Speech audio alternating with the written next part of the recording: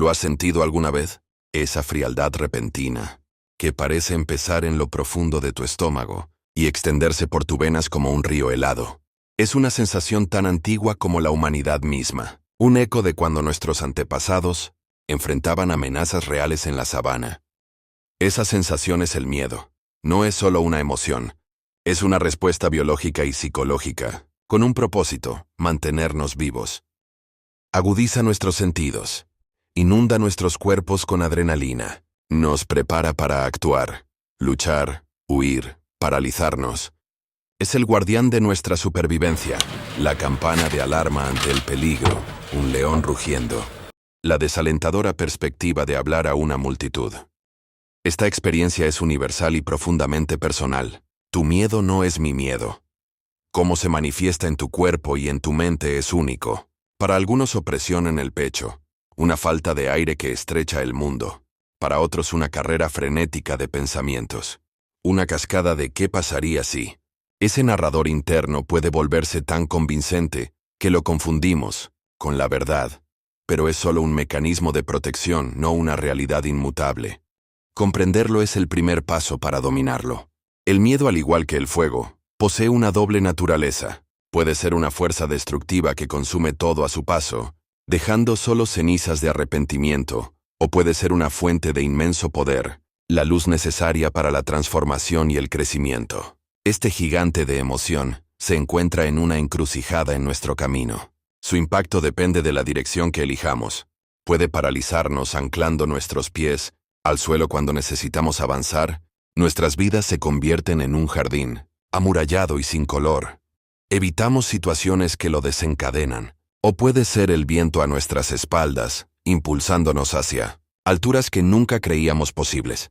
Cada día, de grandes y pequeñas maneras, enfrentamos esta elección. La cara paralizante del miedo es la que conocemos más íntimamente. Es la voz de la limitación, el arquitecto de nuestras prisiones internas. Piensa en el padre que, al ver a su hijo en peligro, realiza una hazaña de fuerza. Esa descarga de adrenalina, nacida del miedo intenso, es poder. Esta es la naturaleza propulsora del miedo. La diferencia, parálisis o propulsión, está en nuestra relación con el miedo. Esa historia que nos contamos cuando lo sentimos. La pregunta no es cómo eliminarlo, sino cómo hacernos amigos de él. Nuestras vidas son un tapiz tejido con hilos de incontables elecciones, muchas de las cuales se hacen en la intersección precisa donde nuestros miedos más profundos se encuentran con nuestra voluntad consciente. Es en esos momentos, cuando nuestro corazón late con fuerza y nuestra mente grita peligro, que nuestro carácter se forja verdaderamente. He visto aparecer esta encrucijada en mi propia vida, una y otra vez. Recuerdo el inmenso miedo que sentí cuando decidí dar un giro en mi vida al emigrar de mi país natal, después de haber vivido allí por más de 30 años para empezar de nuevo en otro país, lejos de todo lo que me era familiar. El miedo a lo desconocido era mi compañero constante. Hubiera sido fácil tomar la decisión de regresar, sin embargo, había otro sentimiento gestándose dentro de mí. Un llamado silencioso pero persistente hacia un futuro diferente, un sentido de propósito, que se sentía más alineado con quien estaba, destinado a convertirme. Mi miedo era real, pero mi voluntad de explorar este nuevo camino era más fuerte. Tuve que tomar una decisión consciente. Elegí ver mi miedo no como una advertencia para detenerme, sino como una confirmación de que estaba entrando en un territorio nuevo e importante. Decidí reconocer su presencia, agradecerle su intención de protegerme y luego pedirle amablemente que se hiciera a un lado para poder dar el siguiente pequeño paso hacia adelante. Esta práctica diaria de elegir la voluntad sobre el miedo es lo que nos permite navegar por la encrucijada. Quizá ninguna historia ilustre el poder de la elección frente a un miedo inimaginable más profundamente que la de Viktor Frankl, neurólogo y psiquiatra encarcelado en los campos de concentración nazis. A Frankl le arrebataron todo: su familia, sus posesiones, su identidad, su dignidad. Estaba rodeado de muerte, inanición, crueldad. El miedo en ese ambiente no era abstracto, era una presencia, constante y asfixiante. Observó que si bien los guardias podían controlar sus circunstancias externas, no podían tocar su libertad interior. Escribió: a un hombre se le puede quitar Todo menos una cosa, la última de las libertades humanas. Elegir su actitud en cualquier conjunto de circunstancias, elegir su propio camino. Vio que incluso en la más profunda desesperación, los individuos aún tenían una elección. Podían elegir sucumbir a la desesperanza, volverse amargados y bestiales, o podían elegir encontrarle un sentido, aferrarse a su humanidad, ayudar a un compañero prisionero, compartir un trozo de pan. El propio Frankl eligió encontrarle un sentido. Se imaginó a sí mismo en el futuro, de pie en una sala de conferencias cálida y bien iluminada, enseñando a sus estudiantes sobre la psicología del campo de concentración. Esta visión, este sentido de propósito le dio la fuerza para soportar. Transformó su sufrimiento de un tormento sin sentido en una profunda lección. Al enfocarse en una meta futura y un significado más profundo, pudo superar los horrores inmediatos de su situación. Su historia no es solo un relato histórico, es una lección atemporal de resiliencia y el poder indomable de la voluntad humana.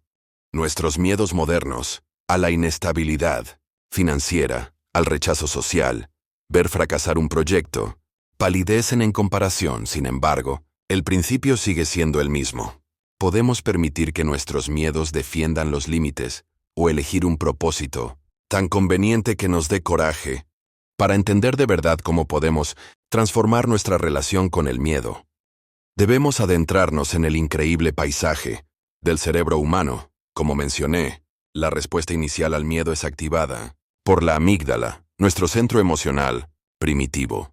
Esta parte del cerebro es rápida, diseñada para la supervivencia inmediata. Sin embargo, estamos bendecidos con otra parte, más evolucionada de nuestro cerebro, la corteza prefrontal. Esta es el área justo detrás de nuestra frente, el asiento de nuestra razón, nuestra elección consciente. Es el director ejecutivo del cerebro. La corteza prefrontal tiene la capacidad de evaluar la situación de manera más racional. Cuando la amígdala grita «peligro», envía señales por todo el cuerpo, preparándolo para luchar o huir. Cuando estamos atrapados por el miedo, a menudo es porque nuestra amígdala ha secuestrado nuestro cerebro. Estamos reaccionando desde nuestro cerebro primitivo, no razonando con nuestra mente evolucionada. La emocionante noticia de la neurociencia es que podemos fortalecer conscientemente la conexión con nuestra corteza prefrontal. Prácticas como la atención plena y la meditación han demostrado científicamente que cambian la estructura física del cerebro. Pueden reducir el tamaño y la reactividad de la amígdala. Cuando replanteamos una situación, cambiando nuestra perspectiva de «esto es una amenaza» a «esto es un desafío», estamos involucrando nuestra corteza prefrontal. Esto envía señales calmantes de vuelta a la amígdala, reduciendo el torrente de hormonas de estrés. Cada vez que hacemos una pausa, respiramos hondo y elegimos una respuesta consciente en lugar de una reacción automática, estamos fortaleciendo esa vía neuronal vital. Esto no solo es una teoría, es una realidad fisiológica. La forma en que nos hablamos a nosotros mismos es quizás el factor más importante para determinar si el miedo nos paraliza o nos impulsa. Dentro de cada uno de nosotros hay un diálogo interno, un narrador que interpreta los eventos. Para muchos, ese narrador es crítico. No soy lo suficientemente bueno. Para cambiar nuestra relación con el miedo, presta atención a los pensamientos que te acompañan. Escríbelos. Podrías sorprenderte por lo repetitivo e irracional de estos pensamientos. No son verdades objetivas, son viejos hábitos de pensamientos. Una vez conscientes, comenzamos a reescribir. No se trata de mentirnos, se trata de elegir una perspectiva más empoderadora y realista. Aquí es donde la corteza prefrontal entra en juego. Podemos desafiar nuestros pensamientos temerosos con evidencia y lógica. Cuando tu crítico interno dice, «vas a fallar», me he preparado a fondo, conozco el material, he dado presentaciones exitosas antes, puedo manejar este desafío. Estás reemplazando una narrativa basada en el miedo por una basada en la competencia. Este proceso es como aprender un nuevo idioma. Requiere práctica constante y paciencia. Al principio puede parecer antinatural. La voz vieja temerosa intentará gritar más fuerte. Pero con persistencia, la nueva voz se vuelve más fuerte. Soy capaz, elijo el coraje sobre la comodidad. Con el tiempo cambiamos al narrador, el crítico se convierte en entrenador. La voz del miedo es reemplazada por una voz de aliento, transformando nuestro mundo interior y, en consecuencia, nuestra realidad exterior. Más allá de los reinos de la ciencia y la experiencia personal, la humanidad ha recurrido durante mucho tiempo a la sabiduría espiritual para navegar las complejidades del miedo. Los textos antiguos, incluida la Biblia, están llenos de profundos conocimientos sobre esta emoción humana fundamental. Una de las frases más repetitivas a lo largo de sus páginas es un mandato simple, pero poderoso: no temas. Esto no es una sugerencia casual, se presenta como una instrucción divina. El antídoto contra el miedo es la fe. Aparece en momentos de gran incertidumbre. Cuando Abraham es llamado a una nueva tierra, cuando Moisés se para ante una zarza ardiendo, cuando a María se le dice que dará a luz un hijo. La sabiduría aquí no es que el miedo sea incorrecto, o que una persona de fe nunca lo sentirá. Más bien sugiere que el miedo no debe ser la autoridad máxima en nuestras vidas. La fe no es una creencia ciega en ausencia de evidencia, sino una elección consciente. Consideremos la historia de David y Goliat. Desde una perspectiva puramente racional, David tenía todas las razones para estar aterrorizado. Sin embargo, su enfoque no estaba en el tamaño del gigante, sino en la fuerza de su fe. Esta sabiduría antigua contempla hermosamente la neurociencia moderna. Elegir la fe sobre el miedo es, en cierto modo, una práctica espiritual de involucrar la corteza prefrontal sobre la amígdala. Es una decisión consciente de desviar nuestro enfoque de la amenaza a nuestros recursos, nuestra fe, nuestro propósito, nuestra fuerza interior. Es una invitación a creer que no estamos solos en nuestras luchas y que poseemos la capacidad de superar los gigantes en nuestras propias vidas. El mensaje recurrente de no temas es un recordatorio atemporal de que nuestra respuesta al miedo es una elección y que al elegir la confianza podemos desbloquear un coraje que nunca supimos que teníamos. No temas. El coraje, como hemos visto, no es la ausencia de miedo, es una cualidad, una virtud que debe cultivarse intencionalmente, día a día. No aparece formado completamente en los momentos de crisis. Más bien es el resultado de incontables pequeñas decisiones tomadas frente a miedos menores. Como un músculo, el coraje se fortalece con el ejercicio.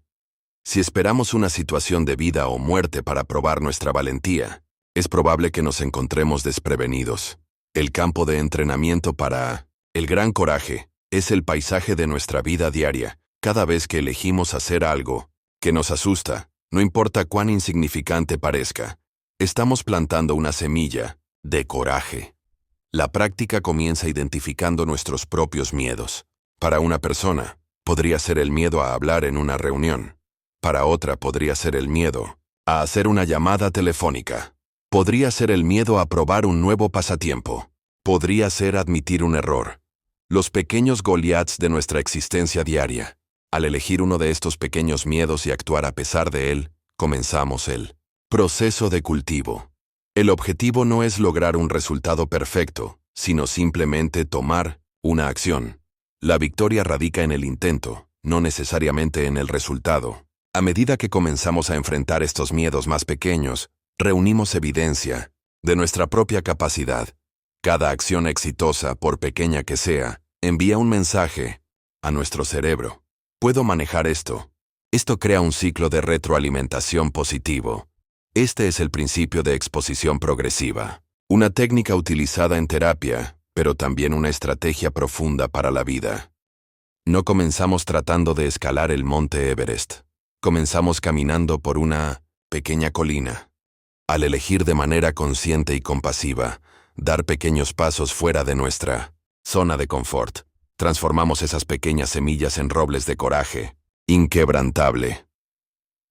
Llegamos al momento final de nuestro viaje, la naturaleza principal del miedo, su doble capacidad para paralizar o impulsar, la sabiduría de sobrevivientes. Como Viktor Frankl, lo que nos dice la ciencia del cerebro, el poder de lo que nos decimos a nosotros mismos, las lecciones de hace mucho Tiempo. La pregunta final no es qué es el miedo, sino qué haremos con él. El secreto más grande, el arte del que convierte metales, es aprender a transformar ese metal básico del miedo en oro puro de propósito, acción y crecimiento. Esta transformación no es magia, sino un proceso consciente y hecho a propósito, disponible para cada uno de nosotros.